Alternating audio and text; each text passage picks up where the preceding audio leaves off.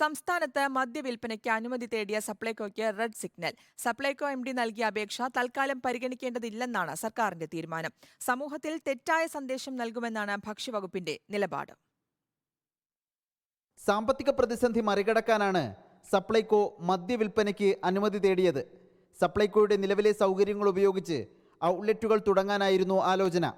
ഭക്ഷ്യവകുപ്പിന് ലഭിച്ച കത്ത് മുഖ്യമന്ത്രിക്കും അനുബന്ധ വകുപ്പുകൾക്കും കൈമാറിയിരുന്നു. എന്നാൽ സപ്ലൈകോ വഴി തൽക്കാലം മദ്യവിൽപ്പന വേണ്ട എന്നാണ് സർക്കാരിൻ്റെ തീരുമാനം. അവശ്യ സാധനങ്ങൾ വിൽക്കുന്ന സ്ഥാപനത്തിൽ മദ്യം വിൽക്കുന്നത് തെറ്റായ ചർച്ചകൾക്കും വിമർശനങ്ങൾക്കും ഇടയാക്കുമെന്ന് സർക്കാർ കരുതുന്നു. ഇതാണ് അപേക്ഷ അവഗണിക്കാൻ കാരണം.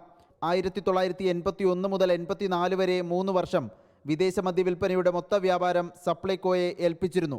2001 വിദേശ മദ്യത്തിൻ്റെ ചില്ലറ വിൽപ്പന ബെവ്കോ, കൺസ്യൂമർ ഫെഡ്, സപ്ലൈകോ എന്നിവയ്ക്ക് നൽകാൻ തീരുമാനിച്ചെങ്കിലും അന്ന് സപ്ലൈകോ മദ്യവിൽപ്പന ഏറ്റെടുത്തിരുന്നില്ല. Reporter Adil Palode, in Reporter, Thiruvananthapuram.